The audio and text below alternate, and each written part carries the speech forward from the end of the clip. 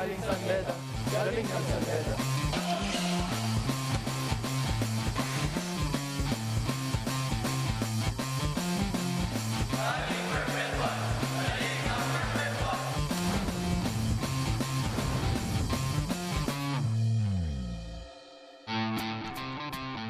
Mula po dito sa lungsod ng San Juan, nagpapatuloy ang second round of eliminations ng men's basketball tournament ng season 94 ng NCAA as we return to the Phil Oil Flying V Center para sa pagsisimula ng huling 2 linggo ng elimination round. And after seeing the Letran Knights prevail over the San Sebastian College Recoletos Golden Snags, mapapanood natin ang University of Perpetual Health System DALTA na harap naman kontra sa Emilio Aguinaldo College Generals.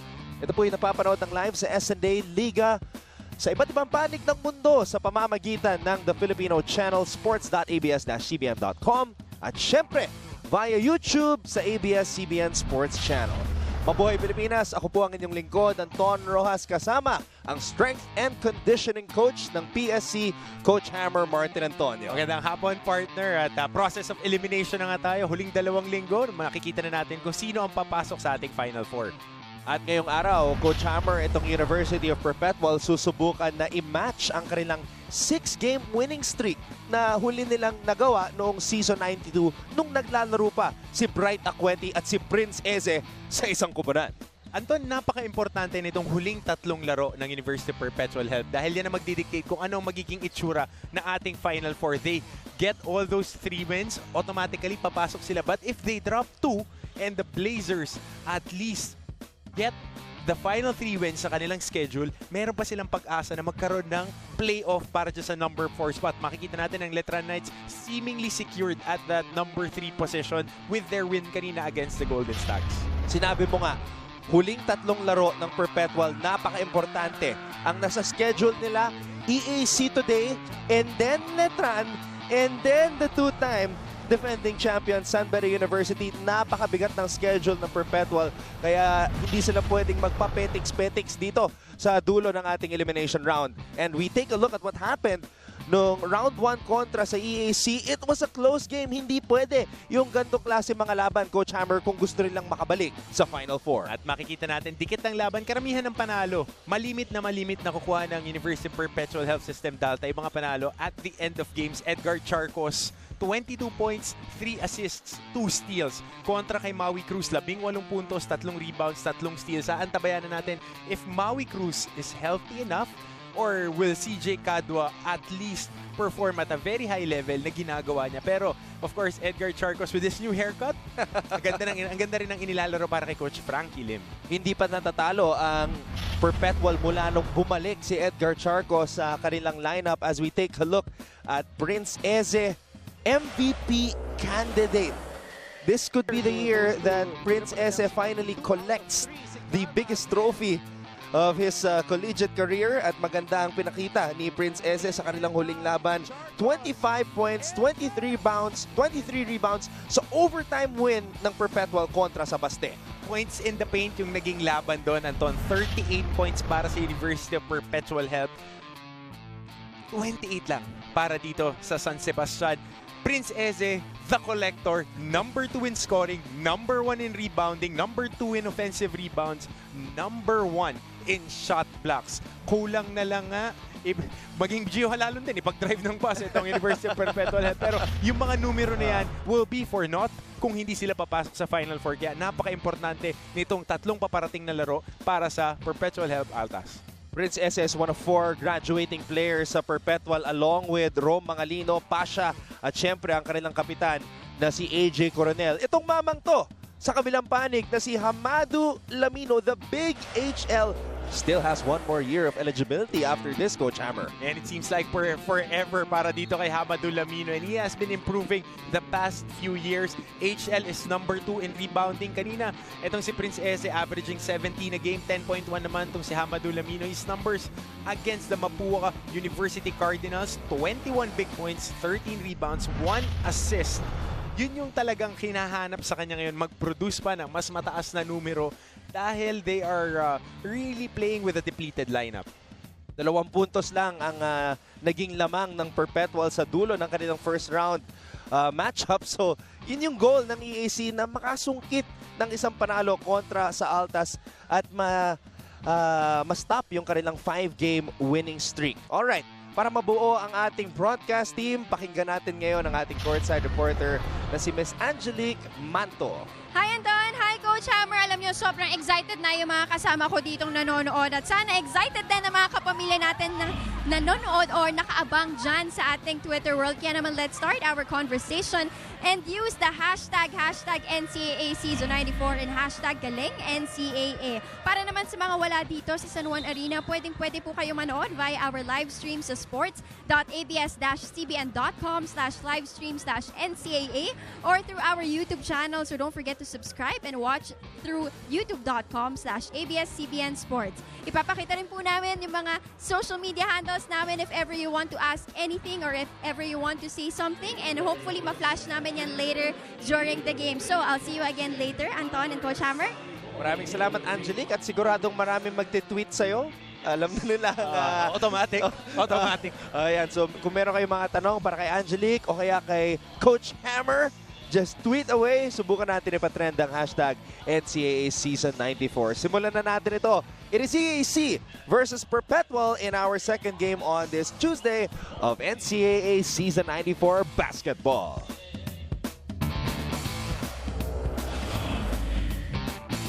Edgar Charcos, point guard. Christoph Jimenez, shooting guard. Eze Prince, center. Romel Mangalino, forward. AJ Coronel, shooting guard. CJ Kadua, point guard. Jerome Garcia, shooting guard. JP Maguliano, forward. Renzo Tampok, forward. Amamadu Laminu, center.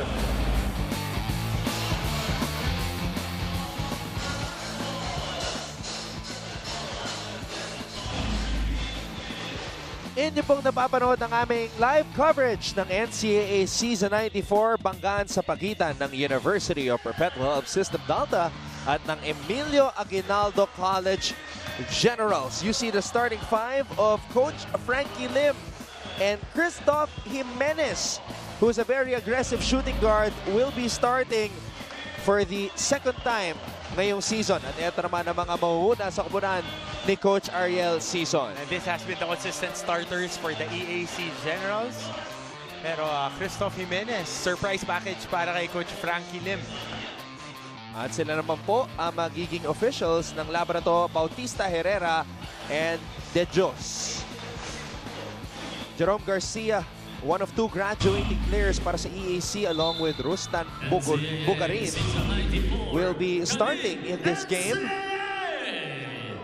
Pero sigurado ko, he will not leave anything in the chamber. Talking about Jay Gars, he will go out swinging dito sa kanyang NCAA career. Alam mo, nakakalungkot, ano? Because this is the second to the last game of Jay Gars, one of our top scorers dito sa NCAA. But that's how the collegiate game is. Players will graduate and move on to the next chapter of their lives. Exactly. And this is a familiar play of Coach Frankie Lim to start off the game. And that time, si AJ Coronel ang pumapout mula sa screen. And a solid pin down screen para dito kay Prince Eze. Sa laki niya, na libre talaga to si AJ Coronel. Maguliano, inaatake ang depensa ni Charcos. Just using his size, itong si JP Maguliano. And the salutatorian also scoring. Ang ganda ng handles nitong batang to. Really a building block for Coach Ariel Season. Sila ni Maui Cruz ang makikita natin in the future for this EAC Generals team. Kite Jimenez, binaba ang bola kay Prince Eze. Nadepensa ni Tampok at ni Hamado Lamino, pero nakalibre si Rome Mangalino. And one of the players that I like watching, maganda na bigyan siya ng playing time this year. Very active and live body itong si Rome Mangalino. Oh, in-interview mo siya, di ba? Sa DZMM kasama si Tito Vico. Magandang kwentuhan. Kasi pati siya nagulat dun sa playing time na nakukuha niya. At nire-reward naman niya si Coach Frankie na yung mga screens niya, pagkakataon makakuha ng mga garbage points, nandoon. Edgar Charcos umatake. Binigay dito kay Mangalino. Mangalino could not finish with the left hand. Bola napunta kay Jerome Garcia. Eto na si Jay Gars. Pinangga ang depensa. Jimenez nabitawan ang bola. Jay Gars. The ball will stay with the EAC as a whistle was blown. May pito dun sa baseline referee natin. I think there was a... na outside lang. Amado Lamino, binigay ang bola dito kay CJ Cadwa na agawan ni Jimenez, and Kite Jimenez will finish with the left hand. And the type of player that Coach Frankie likes, very active and tough. Totally reflects the way that he plays. Maganda rin nabigyan ng pagkakataon to. Coronel. Lob pass para kay Mangalino at binangga nitong si Maguliano. And great run out there by Rob Mangalino. Tumatakbo lang sa gitna. And an even better catch here. Ano, ubusan ng spasyo at may contact sa baba si Jimmy Maguliano. First team foul for the Generals with 19 seconds on a shot clock. 7-2 ang ating talaan, pabor sa Perpetual na hinahanap ang kanilang ika-6 na sunod na panalo ngayong araw. At Anton, ito rin si Renz Gonzalez for the past 2 games ng EAC Generals. Check that the past 3 games, he has been getting a lot of playing time and he gained the trust na ito ni Coach Ariel Sison. Even on endgame situations, siya yung ginagamit ngayon. Garcia in and out. Eze comes up with the board. And that's one of the very few times that you would see itong si Hamadu Lamino being outmuscled sa ilalim. Tampok, pinasa sa loob. Maguliano is able to score over Eze. At itong tubong Isabela na to. Ang ganda ng finishing niya, ang ganda ng touch niya around the basket. Every time he gets to the paint, yung court sense niya. Lalo na pag may 6'11 na Prince Eze doon. Kailangan pabitawan yung bola agad. Yung mga quick dip and dunks na gano'n, yung mga dinky shots, kailangan talaga na-shoot yun eh. At maganda yung action dito ni HL at saka ni The Collector sa ilalim. Talagang giving contact to each other. Nothing dirty, it's just physical. Jagar, supalpal ni Prince Eze.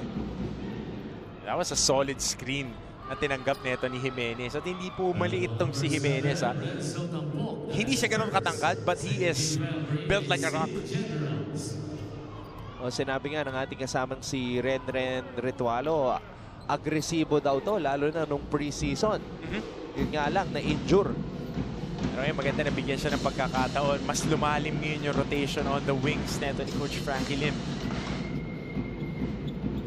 Mangalino, binalik ang bola kay Jimenez.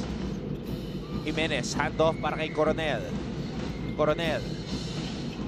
Mangalino, hop step sa loob at may bangkahan sa ilalim. Ito nga yung sinabi mo, may action na nangyayari. May contact. Sa pagitan ni Eze. But that's where they're supposed to do. That's why they're there. To be enforcers. Ito, kanina pa nagtutulungan itong dalawang mama na to.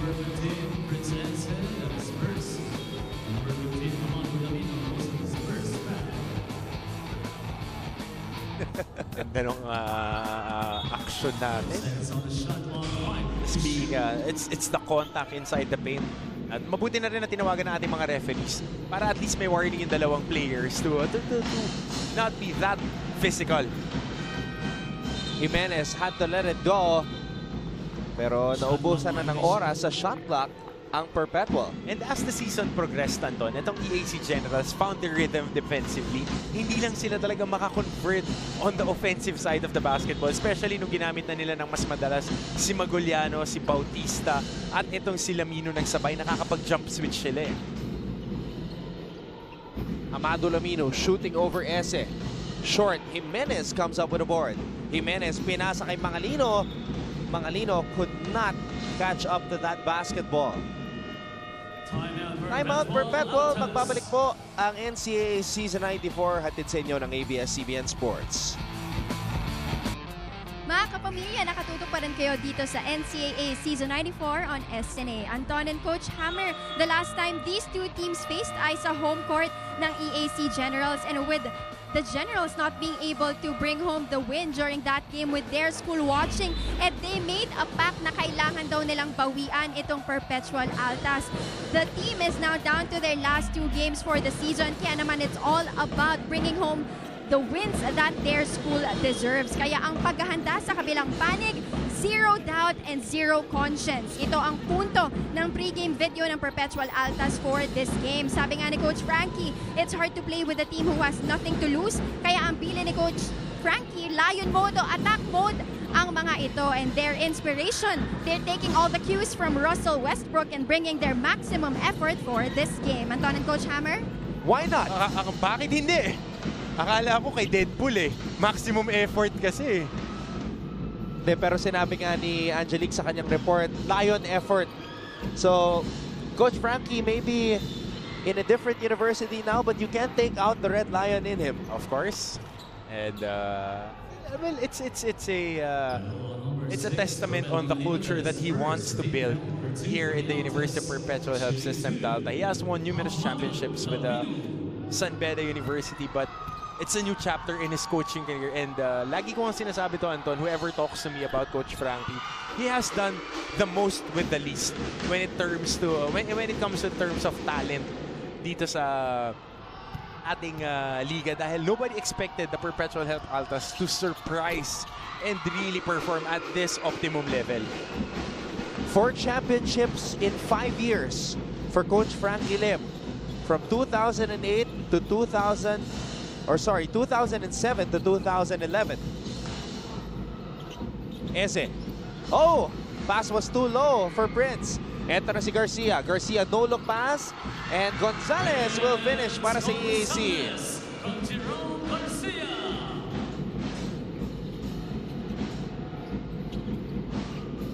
Charcos, binigay ang bola dito kay Mangalino. Mangalino, hinandoff kay Coronel. At may foul na naman na tinawag.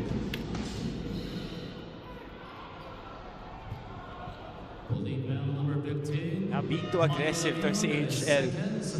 Well, you can play hard defense naman if you just make the first contact. Pero ito nakahawak kasi siya.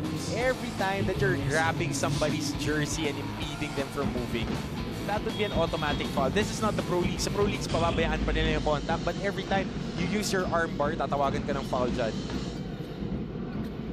At bagamat meron na siyang 2 foul, nag-thumbs up siya kay Coach Ariel Sison na okay pa siya. At wag daw siya isub. Kasi isa-sub na dapat itong si Hamado Lamino Number 7, Renzo Tampok, that is second. I think this is a landing spot foul. Yung kay Renzo Tampok. Silipin natin sa replay. Pag-close out niya, walang enough space to land tong si Kim Aurin. Yeah, Aurin landed awkwardly there.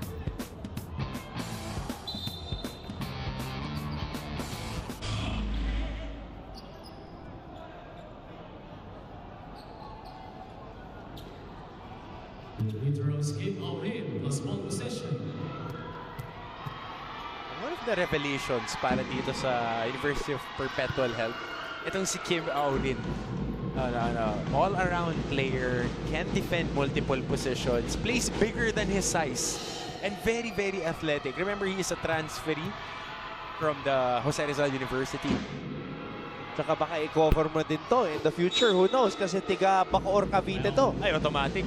Kasama ni the striker. Oo.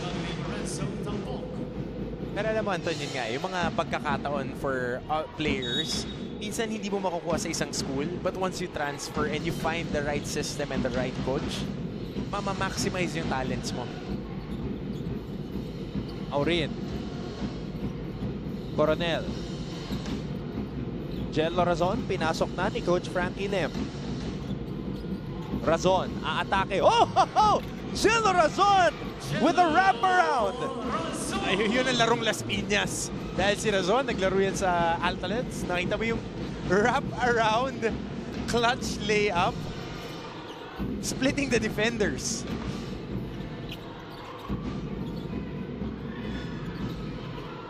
At natapik ni Ese ang bola. It is an interception.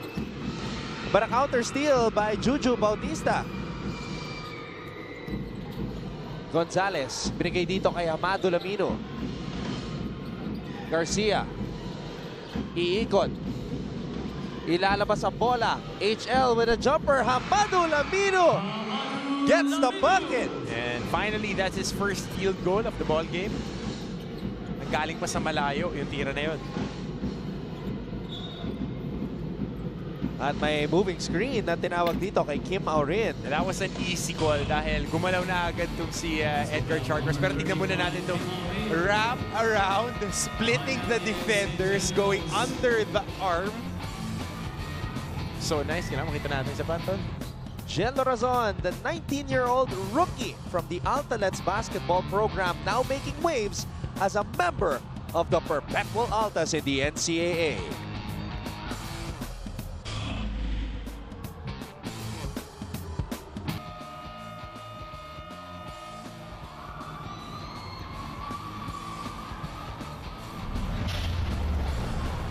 Edgar Charcos, a huge pickup para dito kay Coach Frankie Lim. This guy from Carlota City, Negros Occidental. A transferee from the University of the East where he played 3 years under Coach Derek Pomaren. So meron pang isang taon ng eligibility itong si Edgar Charcos. Marami pang pasasakitin ng ulo na coach itong si Edgar Charcos. Dahil every time na nandyan siya, iba yung threat na nabibigay niya sa kanyang koponan. And hindi lang yung pag-score, Anton, yung decision making. Yun yung pinaka-importante. Luke Sessa, that is first. That is the 14th foul for the Altas. 14 on the shot clock. Luke Sese ng Red Cups, pinasok na ni Coach Frankie Lim dito. Bihira natin makita itong si Luke. Aha. Pero nung nagsimula din kasi yung season, Anton, Luke was nursing an ankle injury. So ngayon pa lang, kanya nakaka-recover, nakakakuha ng timing and all that. Wasn't he one of the guys that you interviewed also on DCMM? Si Luke, si Rome, si Anton Tamayo, and itong si Luke Sese, and Coach Frankie, of course. And Prince Eze. Ito maganda yung kwento, kasi Coach Frankie nakakwentuhan ko after their last game. Ang sabi niya sa atin, hindi raw niya alam bakit ganito naglalaro si Prince Eze. Dahil sinasabi nga ng kanyang mga kakampi, kahit last year, hindi ganito maglaro to si Prince Eze. Collecting his first dunk of the game, Prince Eze.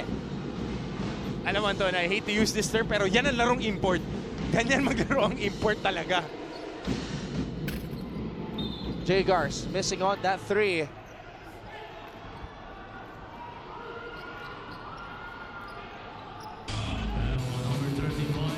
I had the conversation with Prince Eze before this game and I asked him about the NBA dahil malapit na magsimula ang NBA season. I asked him who's going to win this year's season. He said Golden State at ang idol niya doon si Kevin Durant. And he even asked me, who do you think my idol is? And I said, KD? Yes. He's such a nice guy. Such a nice guy si Prince Eze. Very tough competitor. And his game grew leaps and bounds talaga this year. And we would like to see what would be the next phase for his career after playing out his final year here with University of Perpetual Altas. Oh, but he's battling right now with the big HL, Hamado Lamino, na meron ng 6 na puntos, Coach Hammer. 2 minutes. You know, lengthwise, I think Hamado is the best matchup against Prince. In terms of the length, because Mike Harry's not as long as Prince. Donald is not as long as Prince. Ang nagiging problema kasi ni Donald Tango at saka kay Mike Harry Suso kay Prince Eze, isa lang yung term na ginagamit sa larong kalye, nalulunod sila pagka nakakapunta sila sa mga post-up. Well, kahit sino naman siguro, if 6'11 yung nasa harapan mo, yun yung mangyayari. Samantala, nakalusog na naman si Maguliano sa depensa ni Prince Eze. Pero ito walang katakot-takot. Eh kung sila PO1 yung mga kasama niya, mga kuya niya, talagang yun lang ituturo dyan. Charcos, hinahanap si Eze. Eze gusto makabawi dito kay Hamado Lamino. Sese missing on that 3. Ito na si Juju Bautista. Bautista, behind the back dribble. Linabas ang bola. Maguliano, aatake. Triple on the way! Basket is good for Jetro Mendoza. Sabay kung pangalan mo, Jetro, kailangan yung honor it. Asintado ka dapat para si Jetro Dionisio. Ganda nung kick out sa kanya. And that shot was in rhythm. That's why he made that 3-point shot. Di pumasok ang tres nitong si Kim Aurin. Cadwa. Binigay ang bola dito kay Maguliano. Bautista missing on that wild jumper.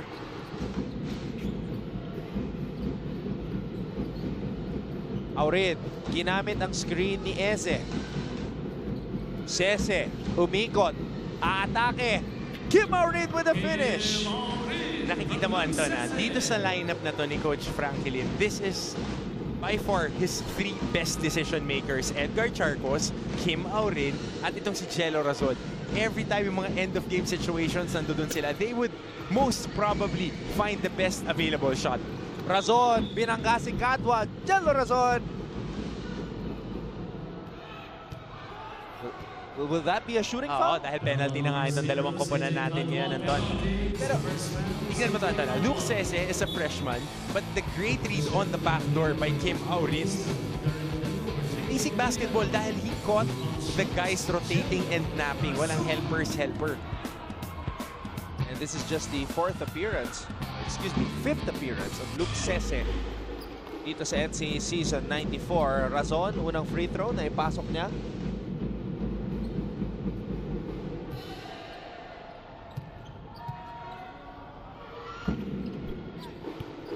Two for 2 on that trip to the line para kay Jello Razon, as we saw last year's starting point guard Keith Pido.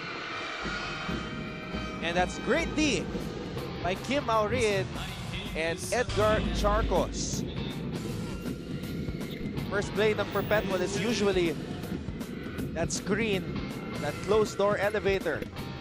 Then of course, starting today for the second time dito sa Season 94, Kit Jimenez. And then the wraparound play by Jello Razon, the 19-year-old going to work. And of course, the collector slamming it down for the Perpetual Altas.